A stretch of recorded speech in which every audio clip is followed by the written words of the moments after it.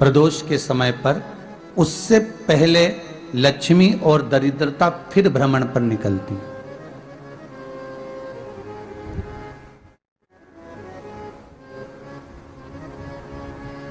शिव भ्रमण कर कर जब वापिस आ जाते हैं, हिंदू धर्म में पीपल के वृक्ष की जो गणना वराह पुराण में करी गई है, 4 बजे से 7 बजे तक शिव के भ्रमण का समय बताया है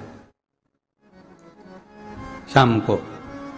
तो 7 बजे से लेकर फिर रात्रि 9 बजे तक लक्ष्मी और दरिद्रता फिर भ्रमण पर जाती है। इनका एक समय निश्चित है महाराज। भ्रमण कर कर आ जाना। अब इस बीच में जब लक्ष्मी और दरिद्रता दोनों निकल कर जा रही हैं, तो दोनों एक भाव रख कर जाती हैं कि आज हमको कहां प्रवेश करना है।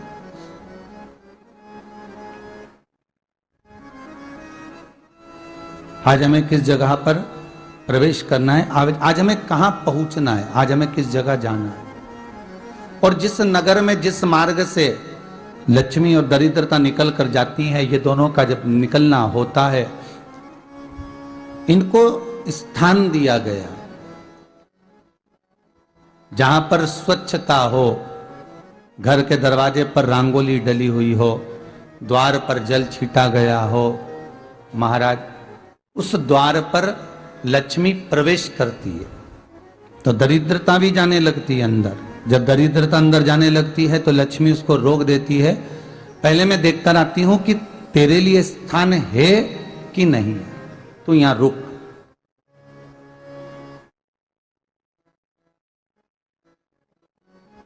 कुछ देर तक दरिद्रता बाहर खड़ी रहती है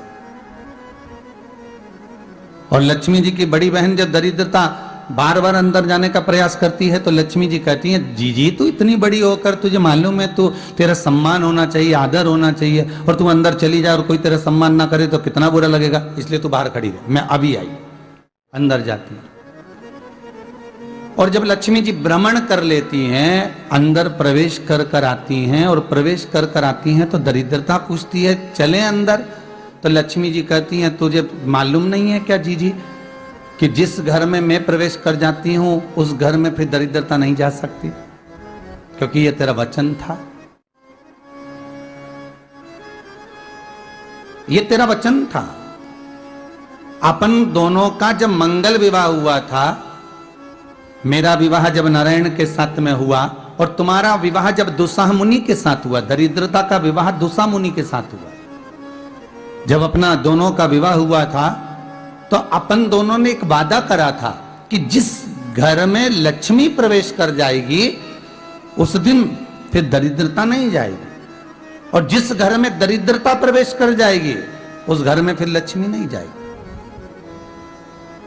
अब जब मैं अंदर देख कर आ गई हूं तो तू अंदर नहीं जा सकती, अर्थात लक्ष्मी के चरण जिस घर में पड़ गए उस घर में फिर दरिद्रता प्रवेश नहीं कर रही। चलते चलते फिर दरिद्रता ने देखा और लक्ष्मी जी इसको लेकर गई और लक्ष्मी जी ने देखा कि इसके दरवाजे पर जल नहीं छीटा गया, इसके दरवाजे पर ना रंगोली डली है, इसका द्वार साफ नहीं हुआ है, इसके द्वार पर दीप नहीं है, इसके द्वार पर कलश नहीं है, इसके दरवाजे पर ढेर सारा कचरा पड़ा हुआ है, कोई श्वान कोई कुत्ता गंदगी भी कर कर चला गया है, कहीं बिल्ली ने गंदगी कर रखी है, कहीं जीवों ने कुछ गंदा गिरा रखा है। तो फिर लक्ष्मी जी कहती है, जी जी अब मैं होकर आ गई थी ना, अब तू जा, तू होकर आ। और दरिद्रता प्रवेश करती है। तो अंदर जाकर क्या देखती है दरिद्रता कि इतनी सवेरे से मैं घूमने इनके दरवाजे पर आई और ये तो सब चादर तान के चकाचक गुर्राटा भर भर कर सो रहे हैं। तो दरिद्रता कह देती है, तुम्हारा भाग्य ही बेकार है, तुम्हें क्या करूं, तुम ऐसे ही सोते रहो। और दरिद्रता गुस्से में बाहर निकल कर आती है, लक्ष्मी से कहती है, लक्ष्मी तू इसके घर में जाना ही मत ही। तो दरिद्रता को कहती है, जीजी तेरी बात नहीं मानूंगी क्या मैं? लक्ष्मी जी बोली, मैं तेरी बात नहीं मानूंगी, बिल्कुल नहीं जाऊंगी इसके घर में, तू चिंता मत कर, चल आगे चले। फिर आगे बढ़े।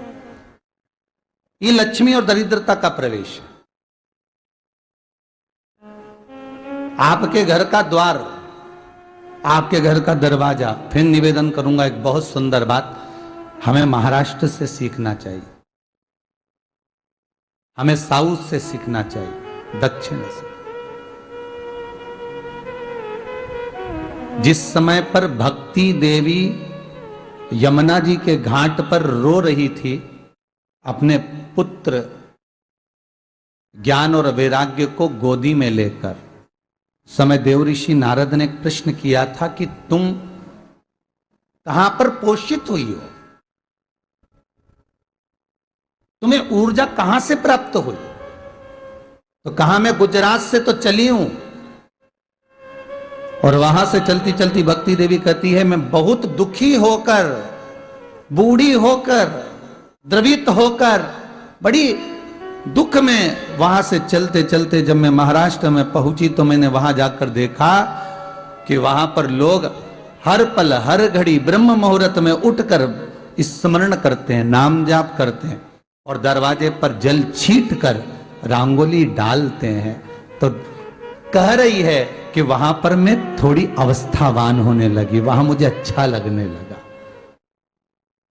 फिर जब मैं और आगे पढ़ी, दक्षिण में जब पहुंची, वहां पर जाकर मैंने देखा कि सुबह से उठकर मंगलाचरण, मंगला स्तोत्र और वेदों की ध्वनि होने लगी। वहां पर मैं और आनंदित हो गई। हमें कुछ चीजें महाराष्ट्र से सीखना चाहिए कि वहां रहने वाले जो भगत हैं, वारकरी संप्रदाय के जो भक्त होते हैं, वैष्णव जो धर्म के भक्त होते हैं, उनका नियम है सवेरे के समय घर में पानी है कि नहीं है, पर जब भी वो घर का दरवाजे के बाहर थोड़ा ना थोड़ा पानी तो छींट ही देते हैं। और छींटने के बाद फिर वहां पर अपने यहाँ तो दिवाली पर रंगोली बनती है जी, और वहां पर रोज की रंगोली बन जाती है कि कभी हो सकता है परमात्मा राह भूल कर हमारे घर में प्रवेश कर जाए, इसलिए वहां प्रतिदिन की रंगोली, प्रतिदिन।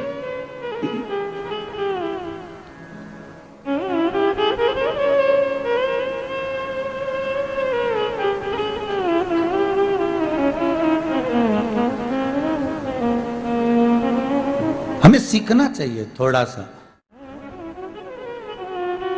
आज के जमाने में तो बहू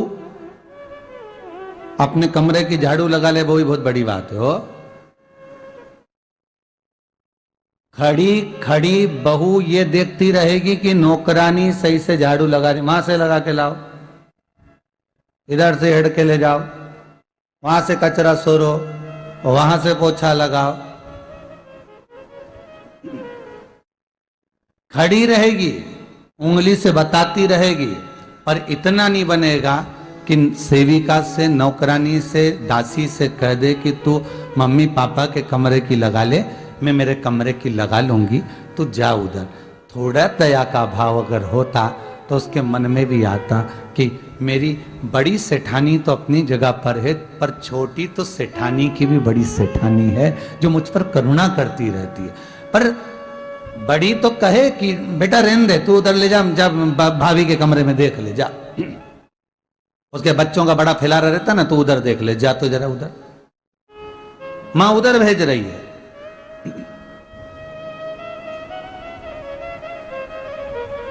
थोड़ा सेवा का भाव हमारे भीतर हो। और एक निवेदन तो हमेशा करा है और आज भी करता हूं, पूरे घर की सफाई करवाओ, पूरे घर में तुम पोछा झाड़ू जो चाहे करवाओ, मना नहीं है। पर एक निवेदन है, रसोई घर के अंदर बहू और बेटी ही जाकर भोजन बनाए तो अन्नपूर्णा सदा कृपा करती है महाराज। बहू और बेटी ही।